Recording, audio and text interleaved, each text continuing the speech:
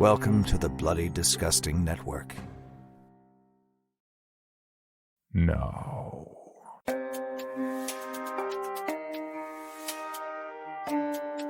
This is Creepy, a podcast dedicated to sharing the most famous, chilling, and disturbing creepypastas and urban legends in the world.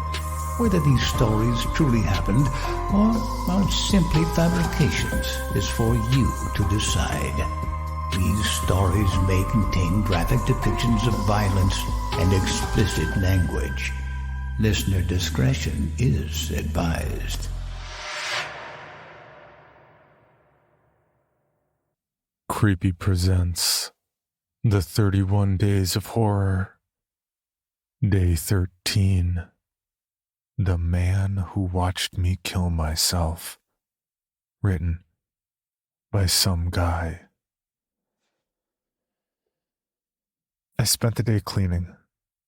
I'm not a very neat or organized person by nature, but it felt like something I needed to do. The mess was just one more thing that no one should have to deal with. I did all the laundry that lay scattered around my studio apartment. I did the dishes that had piled up in my sink, letting the ones with crusted remnants of food soak while I cleaned the oven. I took out the garbage, even the little garbage in the bathroom with the used toilet paper rolls and tissues that I never took out, only pushed down. I even picked out the few stray Q-tips that were stuck to the bottom with gummy brown cotton heads. I borrowed a vacuum from my neighbor down the hall, the one that was still home at noon on a Tuesday. I'd never met her before. She was a nice old lady, but I forgot her name. I wondered if any of my other neighbors were nice as I used that weird fuzzy-headed attachment to clean my blinds. I didn't even know that's what it was for. I'd ask the nice old lady about it. I guess it's for dusting. When all was said and done, the apartment was as clean as the day I moved in. No garbage, no dust, no dishes, nothing. The landlord could have taken a picture for one of those ads I used to find the place in the free local paper they had at the grocery store. I was still sweating as I went into the bathroom and turned on the water. I held my hand under it, enjoying the coolness for a moment as it came up to temperature.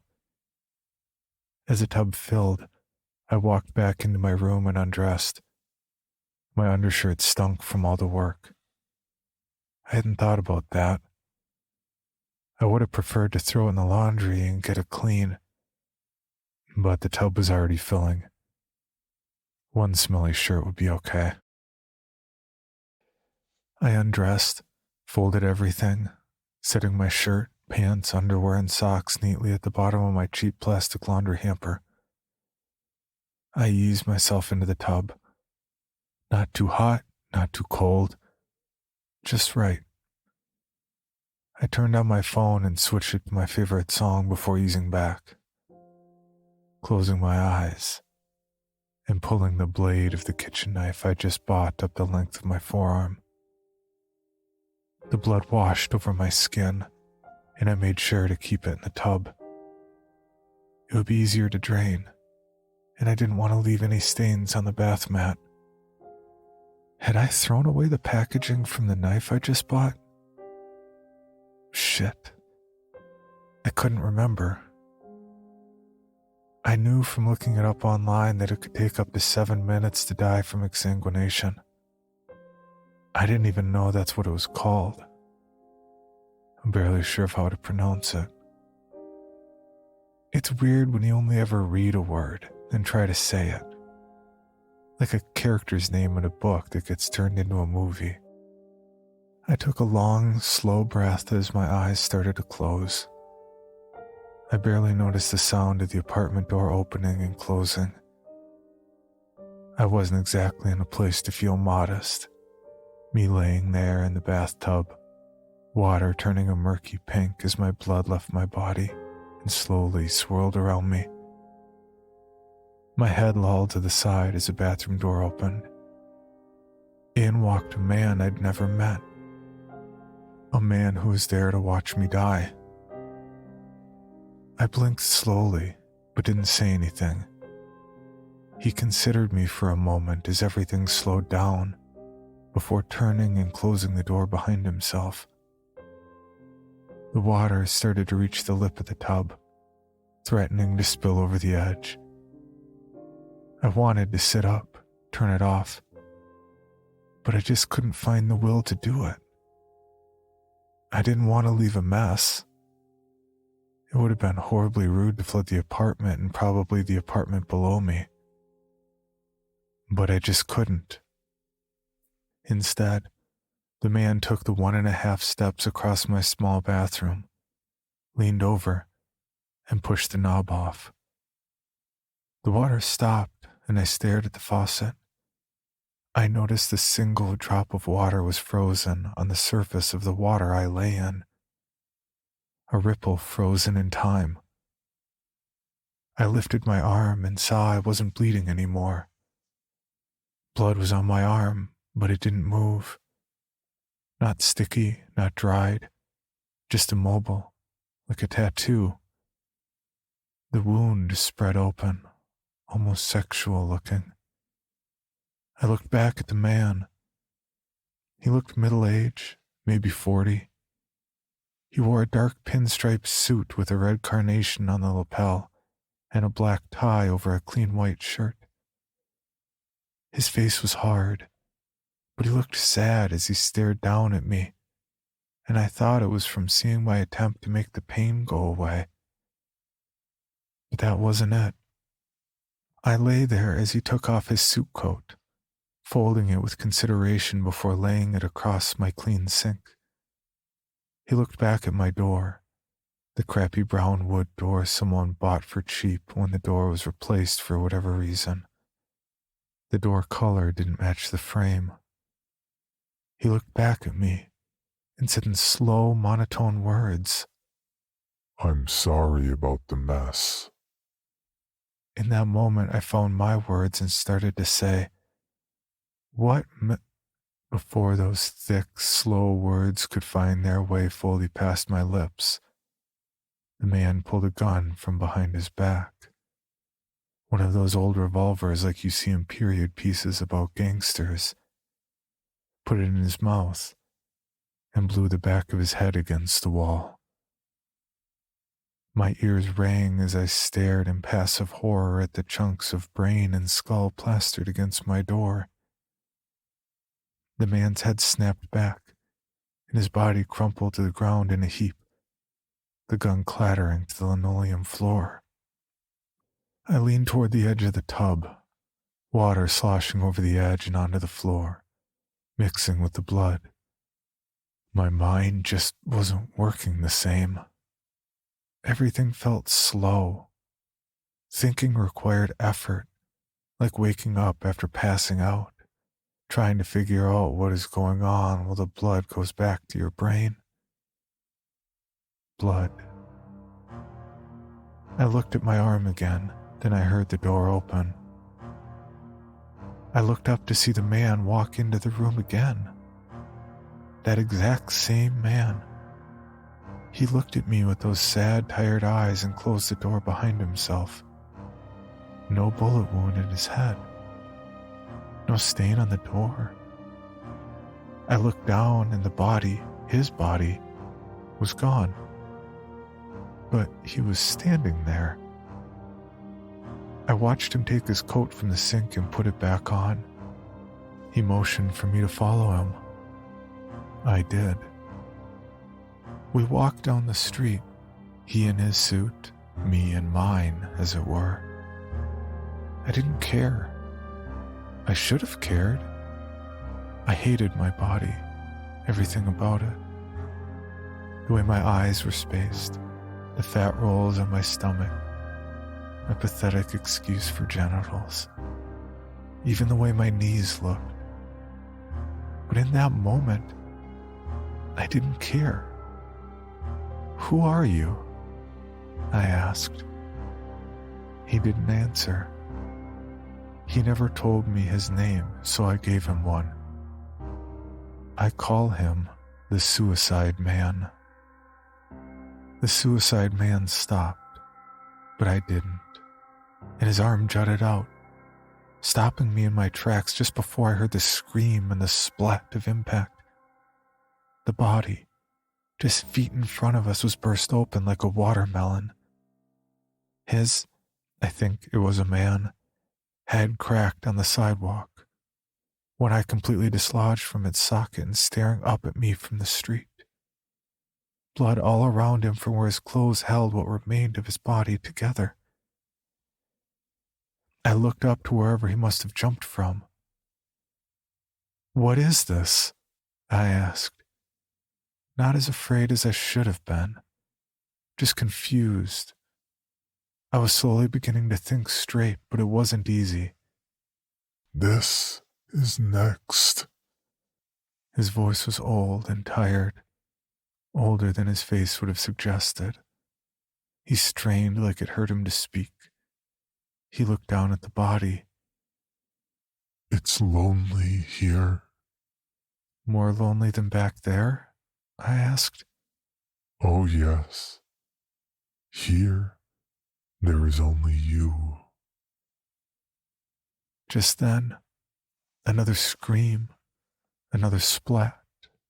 The same man, the same spot. One body, not two.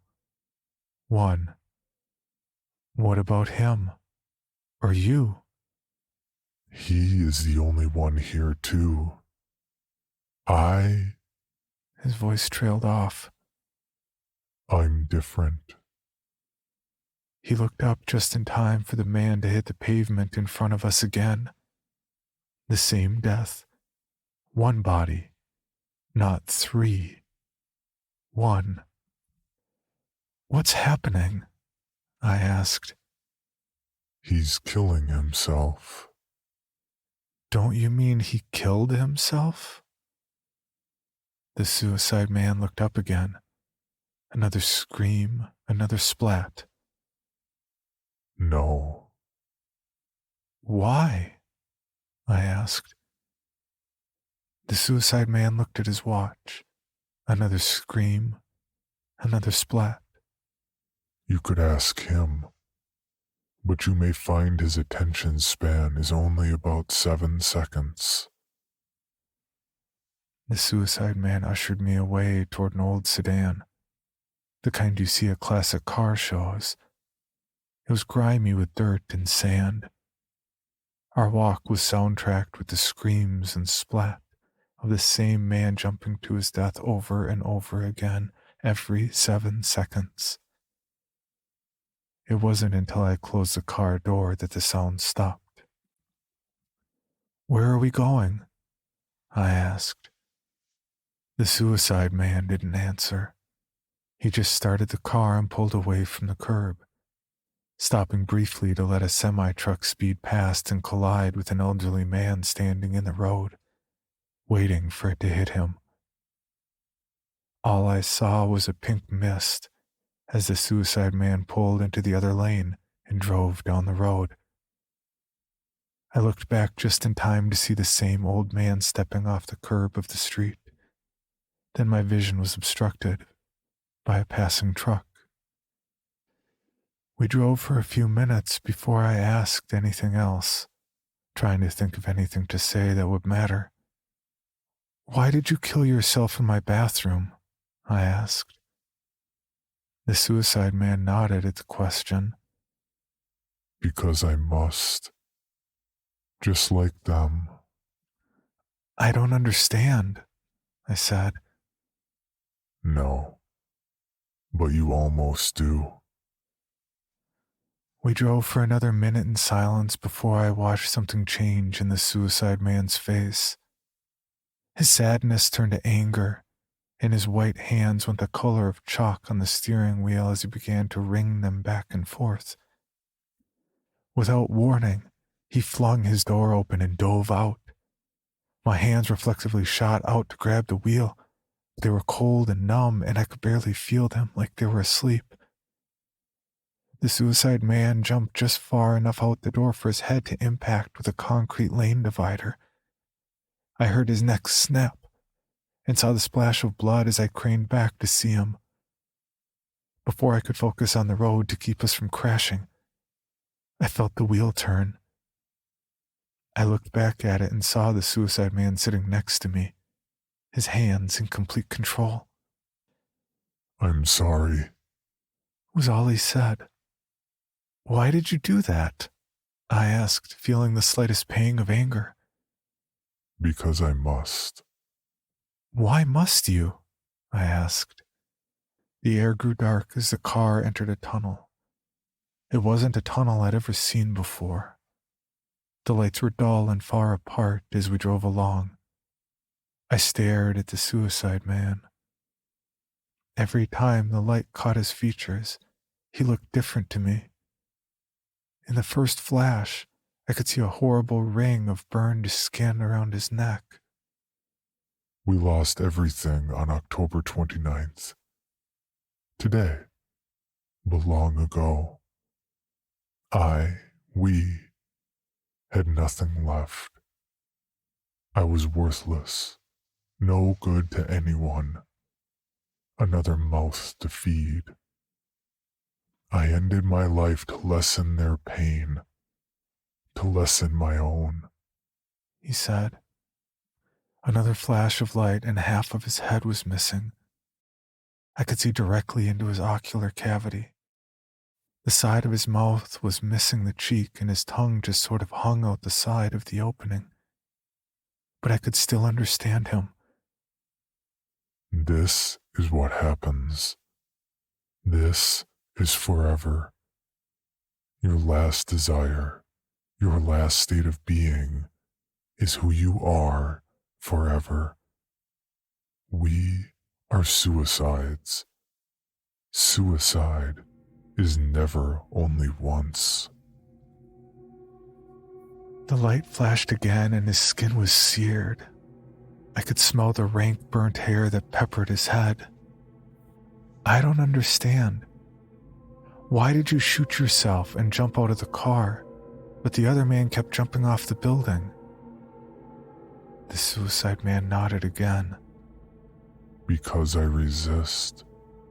But it's painful, and I can't hold out for long. I must kill myself. Why don't others resist? I asked. At that, he let out a pained, forced laugh, not more than a couple of weak chuckles. I understood. One question suddenly mattered. Does it hurt? I asked. Every time. Was killing yourself easier than living? It was the easiest thing I've ever done, he said.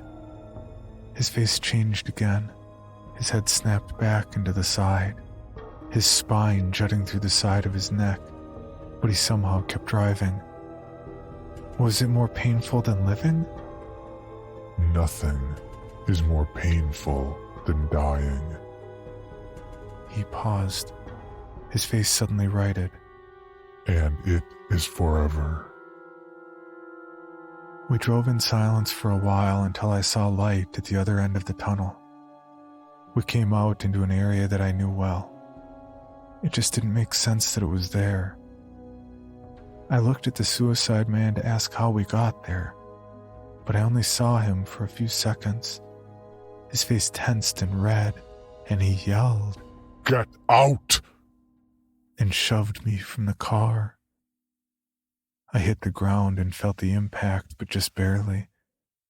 I saw the car suddenly jerk off the road and into a tree. I didn't hear the sound of brakes squealing. I heard the sound of the engine accelerating. The crunch of metal as the car bent around the tree made my teeth ache. I stood up and saw that I wasn't hurt. My forearm wound was still open, but that was all. I walked up to the car to see that the suicide man had been thrown through the window, his body a heap from where his arms and legs broke at odd angles. His head snapped around, almost looking at me. We can walk from here. a voice said from behind me. His voice. I turned and looked, and the suicide man was at the side of the road, walking in the direction we'd been driving. I looked back at the wreck. The car was still totaled, but his body was gone. As I walked back to the road, I heard the groan of a tree limb. I looked back to see a young woman's body hanging and twitching from a length of rope. My instinct was to go back and help her, stop her. But the suicide man put a hand on my shoulder. It is her fate. You can't stop her, and she will hate you if you try, but only for a little while. I left her be. We walked for a ways further before I asked, "Is this hell?" He just shrugged. "Are we dead?" I am. He said. He looked at his watch. "And all the people we see are dead?" I asked. Yes. I looked around. From what I could see, we were alone on the road. Shouldn't we be surrounded by people? This is only for suicides. Our fate is different. Our lives ended in pain. Why should death be easier? We walked together until I saw the sight I knew well, the Golden Gate Bridge. It was the view I knew from postcards before I moved out there, the view from Fort Point. We stood there and looked at the bridge, partially shrouded in fog. It took my eyes a moment to understand what I saw. We watched as person after person walked to the edge of the bridge and threw themselves off. Hundreds, maybe thousands of people along the entire length of the bridge pushing for space to get over, clamoring like a Black Friday crowd, then falling silently, almost gracefully, into the churning waters of the endless impact, over and over and over again. We watched the hypnotizing, macabre beauty of the waterfall of bodies for a long time, until I started to even recognize a few faces. When they die, did they just start back at the top again? No, not immediately. There is always time to feel the pain. We feel everything. The wind, the water, the snapping of their bones. Then they find themselves standing there again. He began to walk toward the bridge, but stopped himself with what looked like a lot of pain. "Why do they keep jumping?" I asked. He watched the constant wave of bodies wash over the railing and into the water, smacking with a constant tidal wave of life. Because those few seconds before they hit are the only time it doesn't hurt. Forever. We walked toward the bridge side by side. "Why are you showing me this?" Because this is pain. You think you know pain, and you do. But not this pain. Your escape is your prison. Understand. "Why are you showing me this?" The suicide man looked away from the bridge and to me for the first time since we arrived. Because what I did was a mistake. I knew it then, I know it now. It doesn't stop me from having to do it, though. You need to see the pain never ends. "How long have you been doing this?" He didn't answer. Maybe he didn't know. "Have you saved anyone?" I asked. I am one man, and there is so much death, and my window of opportunity is so small. "But I'm here. I'm alive."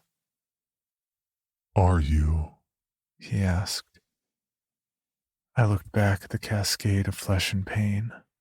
I began to hear the cries of agony ripping the air as they hit the water, some dying quickly, others drowning slowly. I don't want this. I just wanted... I know. How can I save myself? He pulled a small pocket watch from his suit pocket and clicked it open. His face seemed to lighten for just a moment before he looked up at me and said, You can wake up. What? I don't understand. His face grew serious.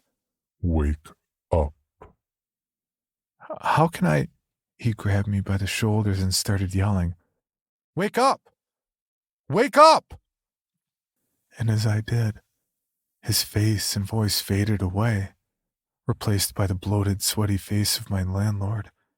His shirt was soaked, and he was frantically shaking me as water poured out of the tub. Wake up! Wake up! He yelled at me. A cell phone lay on the sink, and I could barely make out the muffled sounds of a 911 operator trying to tell the man something. Later, he would tell the police that he was in my apartment because he thought he heard someone scream. I knew better. He was there to steal from the place. The guy was a crook, and he stumbled in on me killing myself. Weighing the certainty of the police being all over him against the doubt of being able to pretend he never saw me, he actually did the right thing and called 911. The off-color lines of scar tissue on my forearms tend to draw people's eyes these days, but I'm not ashamed of it. I wear short-sleeve shirts or push-up long sleeves in the winter. It's not for them to see. It's for me. My life isn't easier now. It's still hard. Why should death be any better?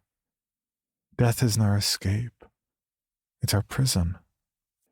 The fact of the matter is that I know it will get worse.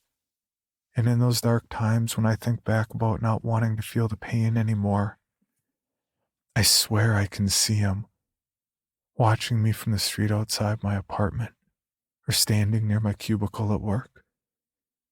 He might step into traffic or throw himself from a window, or worse, so much worse. I don't see him all the time, but I see him a lot. At first, I thought he wanted to save me.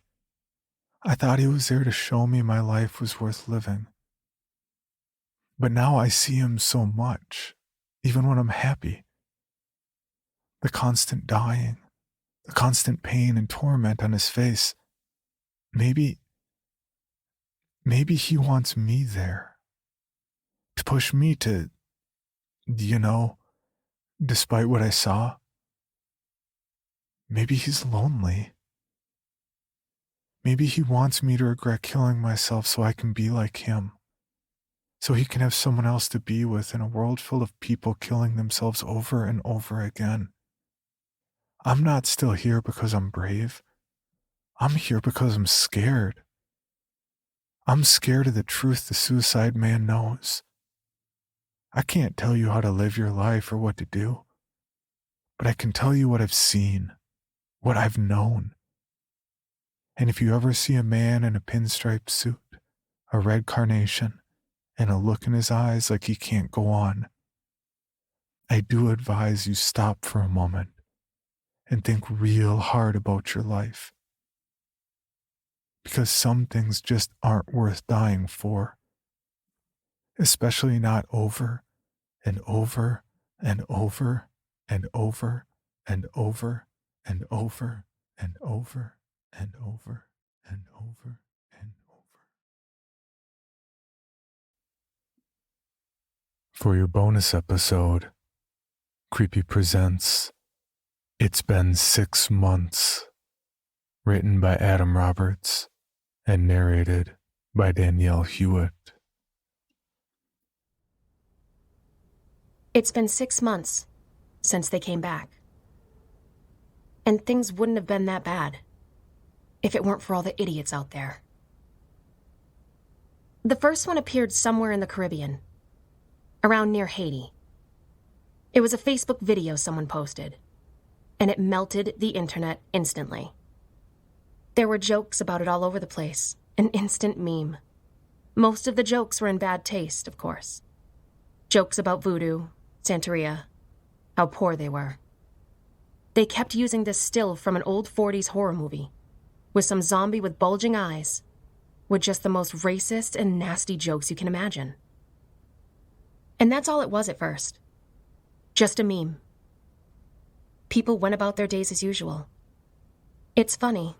Online, you see something like a meme, and that's all it is.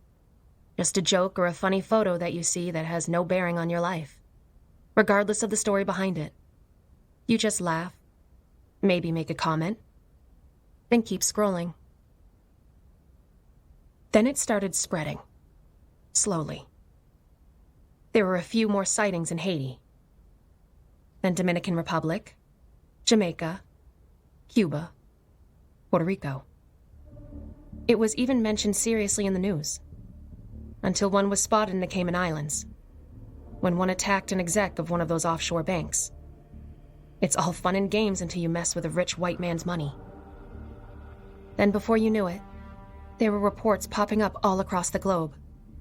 Everyone was talking about it. No one really knew what to do, but they were talking about it. Hashtag zombie apocalypse was, ironically, trending. It was talked about on every podcast, late-night talk show, everywhere. CNN's Zombie Watch segment had a really great graphics intro. Not gonna lie. That was my favorite out of all the channels. And then, things just started getting bad. They were popping up all across the country in nearly every state. All those memes and jokes online really took a sharp turn. Real fast. Every white supremacist, Nazi, alt-right asshole you can think of started blaming the people in Haiti for the whole thing.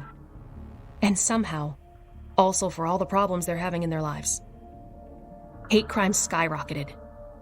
People getting randomly assaulted on the street, tires slashed, homes graffitied. And then, in June, a bunch of assholes in a pickup, probably in some militia or something, drove through Little Haiti in Miami and just started throwing Molotov cocktails at houses. 38 people were killed. About 110 were left homeless. You can take a guess what happened to those that were initially killed. Yep. They came back. All of them. Within 36 hours, Miami became the first major hot zone in the country.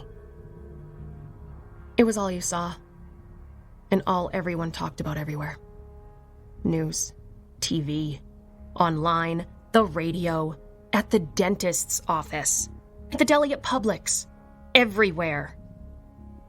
And then the conspiracy theories started popping up. That the zombies were created as a bioweapon of the Russians. Or the Chinese. Or Muslims. Or Antifa. Or BLM. Or George Soros. Or that there were actually no zombies. That they were false flags made by the CIA, in conjunction with Hollywood special effects studios. Or that they were holograms. Or aliens. Or whatever. The president gave a speech encouraging people to stay safe at home. Yeah, that didn't go over too well, as you can imagine. Idiots started protesting, demanding that they were not afraid, that no zombie would stop them from going to Applebee's. I gotta admit it, kind of funny to see a lot of them get bitten. And then there were counter pro-zombie protests. That they were just misunderstood. How they deserved their due process instead of being shot on the spot. Pat Robertson couldn't get enough of the zombies. It was all he talked about. In 1 week, he said that the Dead Rising was God's punishment for trans people flaunting themselves in God's eyes. By the end of the week, he was practically rooting for them. It was biblical prophecy, quoting the book of Revelations, that it was all a sign of the coming rapture, of Christ's imminent return to earth. My absolute favorite video clip was that moment the one of his crew members turned live on air during the 700 Club ripping his throat out on live television. Couldn't have happened to a better person. That was right around the time the zombie lovers started popping up. I think it started out as a joke on Reddit. Someone made a subreddit for people in love with zombies, mostly just memes and photoshopped images from bad 80s horror movies. That slowly evolved into an actual zombie fetish. Videos of well-hung dudes with really bad dead makeup banging young nubiles were all over the main page of Pornhub. Zombie slash fics. Cheap Kindle zombie romance novels. Zombie sex fantasies. Zombie rape fantasies. One woman who was all over the subreddit made a long post saying that the only way she could come was when she imagined a zombie ripping her body to shreds. Then, that story in London broke. That woman who got arrested for bringing her zombie boyfriend to a cafe for brunch. She had a huge fit, saying that the zombie was her lover. He was very sweet, and how they make love every night. How they make love? I didn't know. She was crazy. People started making tons of money on this whole thing, too. Hucksters were selling all kinds of snake oil concoctions, claiming that they would stop you from turning, or that it would deter you from being attacked. I don't know. They were mostly colloidal silver mixed with bleach, which, incidentally, ended up killing a handful of saps that bought into it. There were tactical anti-zombie clothes and armor, zombie-proof windows for your house and car. The best was the zombie blockers. Totally blacked out sunglasses for kids, so your little Johnny and Susie wouldn't have to see them when they went out. All the while, people were hoarding and stockpiling anything and everything they could find, whether they needed it or not. Walmarts and strip malls turned into war zones. I saw a TikTok video of a high school girl get stabbed over grabbing the last loaf of bread on the shelf. Some convenience stores had plenty of merchandise. They just gouged the prices on everything through the roof and had guys with guns on guard by the door. And gas, of course. That went way fast. In a matter of days, a few gas stations got overtaken by heavily armed people, mostly rednecks and militia type. Don't think of filling up your tank there, though. They'll just shoot you. Unless you're a patriot, of course. Eventually, cars were all over the place. Nowhere to go with no gas. And then the buying of supplies stopped, and people just started taking. It was like every man for themselves. Cashiers and baggers were gunned down in some places. What? You think their boss was going to let people stay home and be safe with their families? People being killed over TVs and iPads. Just trying to get all the stuff they could get their hands on. I mean, what are you going to do with a brand new big screen TV anyway? Wasn't long for most broadcasts to cease. Then all the people they shot for their stuff, they turned. And I mean, do people not think? Electricity's pretty much hit and miss nearly everywhere. Most people started fleeing their job posts. With no one manning the grid, well, I'm just lucky that the guy whose house I'm in has solar panels on the roof. I heard a rumor about a nuclear power plant in Pennsylvania. It got overrun with zombies, and with no one there, it overheated and there was a meltdown. It's pretty quiet out there now, for the most part at least. You hear the occasional gunshot from somewhere, but nothing to worry you much. Most of the idiots out there have long since turned, wandering around till someone puts them down. Be safe out there. For even more from Creepy, including how to submit your own story for consideration, please visit creepypod.com. You can also follow us at CreepyPod on social media and YouTube. All stories told on this podcast are used under license and may not be rebroadcast or distributed without the express prior written consent of the story's author. Please contact us at creepypod@gmail.com for further information on obtaining the rights necessary to rebroadcast or distribute a particular story.